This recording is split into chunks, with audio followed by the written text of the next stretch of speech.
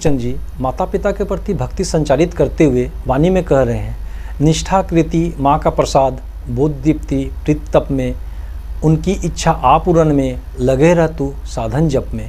युग धर्म के मूर्त प्रतीक शिशि ठाकुर जी की लीला संगनी परमाराध्या जगत जननी शिशि बड़मा साक्षात लक्ष्मी स्वरूपा थी। उनका इस प्रसंग में उल्लेख नहीं करने पर माँ कथानक अधूरा जान पड़ेगा। घटनाक्रम का साक्षी श्री रामनंदन प्रसाद दा है, परंतु इस कथा को बयां मैं अपनी जुबानी कर रहा हूँ, जो सातवती पत्रिका 1984 में उल्लेखित की गई है। शीर्षक है अतंद्र पहरी शिशि बड़मा। प्रचंड शीतकाल और शरीर को चुभोती बर्फीली हवा। घर से निकलते ही सारा शरीर शीत से कांपने लगता है। ऐसे शीतकाल की मध्य रात्रि का एक दृश्य आंखों के समक्ष यदा कदा जब नाचने लगता है तो ऐसा प्रतीत होता है मानो त्रेतायुग में पहुंच गया हूं।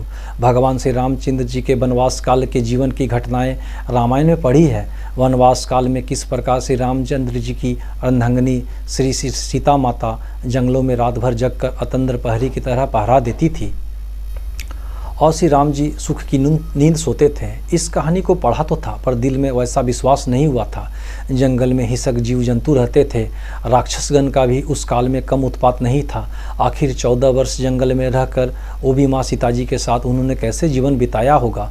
त्रेतायुग की वह घटना यदि 20वीं सदी में आंखों के सामने घटे तो अपूर्व विश्वास को सुदृढ़ कर देती है।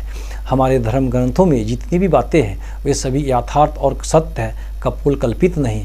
घटना इस प्रकार है। प्रचंड शीतकाल की रात, सर्द हवाओं की थप्पड़ से शरीर का रक्त जमता सा लगता था। रात्रि के 1 या 2 बजे होंगे। हठात मेरी नींद टूट गई। बाथरूम जाने की आवश्यकता महसूस हुई। दरवाज़ा खोलकर जब ही आँखें मीचते हुए बाहर निकला तो ही मेरी नज़र तंबू की ओर जा पड़ी। देखता हूँ कि एक महिला तंबू की परिक्रमा कर रही है। इतनी मध्य रात्रि में इस घनघोर बिहड़ जंगल में यह महिला कहाँ से आई? क्या मैं स्वप्न तो नहीं देख रहा हूँ, या मेरी आंखों के भ्रम तो नहीं है, या नींद की वजह से मैं भटक तो नहीं गया हूँ? भली भांति मैंने आंखों को मंझ कर देखा, साहस कर 1-2 कदम आगे बढ़ाया, आंख फाड़ कर देखा और देखकर हतप्रभ रह गया। देखा तक ही, पर दिल में उस समय ऐसी कोई प्रतिक्रिया महसूस नहीं की।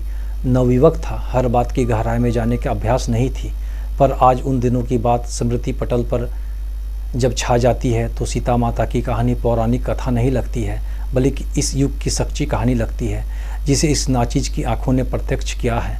स्वयं जगत जननी परमाराध्या जगत जननी शिशि बड़मा उस घनघोर निशब्द शीतकाल की मध्य रात्रि में शिशि ठाकुर जी की तंबू के चारों ओर घूम घूम कर पहरा दे रही है। क्या शिशि बड़मा उस त्रेतायुग के पुरुषोत्तम श्री राम की वही अर्धांगिनी है? क्या नारायण की तरह लक्ष्मी भी इस धराधाम पर अवतीर्ण होती है लीला संगनी बनकर? सकल बंधन मुक्त करके प्रणाम कर रे कर प्रणाम, जीवन पथ को की मुक्ति जो उनके ही जो तीर्थ धाम। वंदे मातृवर्गम वंदे पुरुषोत्तम। आप सबों को हृदय से आभार।